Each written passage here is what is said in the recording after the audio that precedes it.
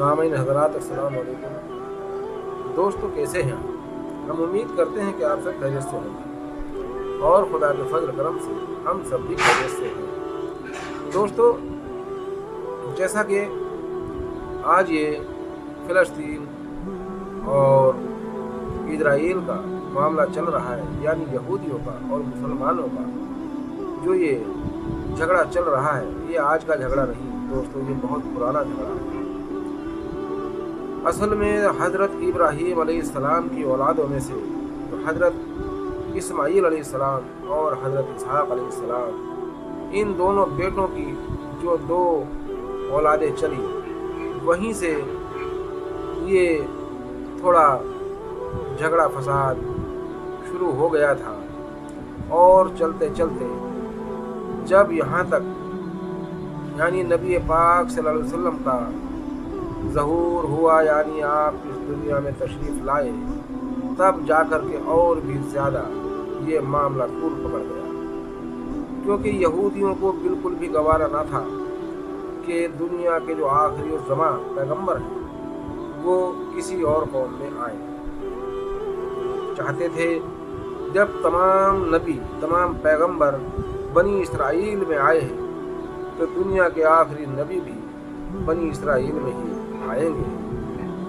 यही वजह है कि आज तक उन्होंने हमारे नबी पाक सल्लल्लाहु अलैहि वसल्लम को अपना नबी तस्लीम ना किया और वो हज़रत मूसा अलैहिस्सलाम को ही अपना ख़ास नबी समझते हैं। मगर वो समझना ही क्या, बनी इसराइल में जितने भी पैगंबर आए, इस बनी इसराइल ने यानी यहूदियों ने किसी भी पैगंबर की बात तो मानी ही नहीं। यानी हज़रत मूसा अलैहिस्सलाम ने कितना एहसान किया इन पर कि बनी इसराइल को फ़िरौन के चुंगल से निकाला, बनी इसराइल को फ़िरौन के चुंगल से निकाला, उसके जुल्म और सितम से निजात दिलाई, मगर ये उन्हीं के ना हुए। दोस्तों इनके लिए हज़रत मूसा अलैहिस्सलाम ने दुआ की, इनके कहने पर इन्होंने कहा कि आप नबी हैं, पैगंबर हैं, तो जन्नत से खाना मंगाइए। हज़रत मूसा अलैहिस्सलाम ने दुआ की इनके लिए, मन व सलवा जन्नत से आता था, यानी बारिश की तरह बरसता था, मगर ये इतनी नाशुक्री कौम है कि इसने शुक्र अदा करने की बजाय उसकी भी नाशुक्री ही की। और ये मुसलमानों के इसीलिए दुश्मन हैं क्योंकि नबी पाक सल्लल्लाहु अलैहि वसल्लम को इन्होंने अपना नबी नहीं तस्लीम किया, और जितने नबी इनकी कौम में आए उनको भी इन्होंने बहुत ही बुरा फेल उनके साथ किया है। इसकी कौम कभी राह पर नहीं आई।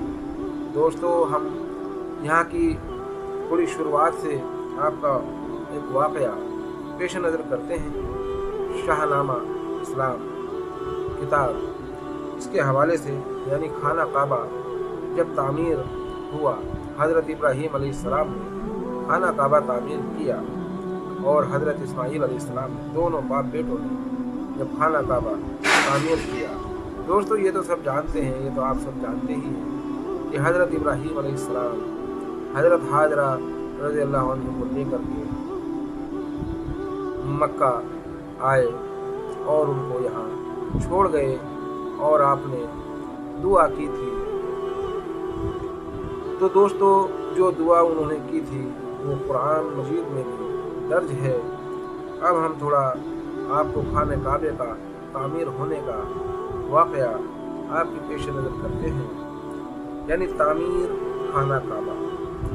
कहा जिब्रील ने, हाँ ए खुदा के मोहतरम बंदो, फलो फूलो जहाँ में ए रज़ा के यार मंदो, ये अर्ज़े पाक जिसके गिर्द पहरे हैं चट्टानों के, अज़ल से जिसके आगे सर झुके हैं आसमानों के,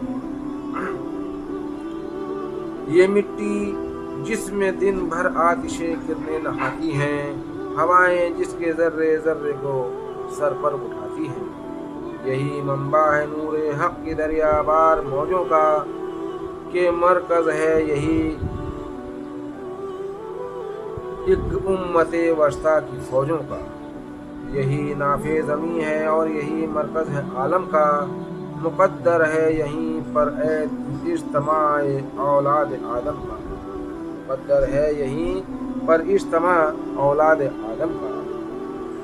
طلوع مہر ظلمت پاس اس مٹی سے ہونا ہے، یہیں وہ ابر ہے دامان اسیاں جس کو دھونا ہے۔ عبادت کا نشاں قائم کرو اس ہو کی بستی میں، تم ہی اول گنے جاؤ شمار حق پرستی میں۔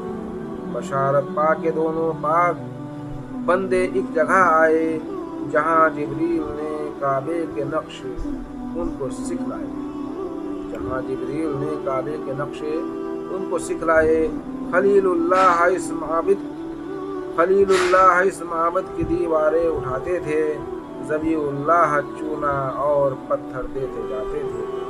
کیا تیار ایک مدت میں کعبہ ان بزرگوں نے، خدا گاہے وہ خوش اخلاق وہ خوش باطن بزرگوں نے۔ وہ فور شوق میں ایک سے آگے بڑھتا جاتا تھا، مرادیں مانگتا تھا اور دعائیں پڑھتا جاتا تھا۔ دوستو، حضرت ابراہیم علیہ السلام اور حضرت اسماعیل علیہ السلام جب کعبے کی تعمیر کر رہے تھے، ساتھ میں دعا بھی مانگ رہے تھے۔ وہ دعا کیا تھی؟ قرآن مجید میں کچھ اس طرح آیا ہے، یعنی اور جب ابراہیم اور اسماعیل کعبے کی دیواریں اٹھا رہے تھے، ان میں سے ایک مراد یہ بھی تھی، ربنا وبعث فیہم رسولا منہم یتلو علیہم آیاتک ویعلمہم الکتاب والحکمت ویزکیہم القرآن۔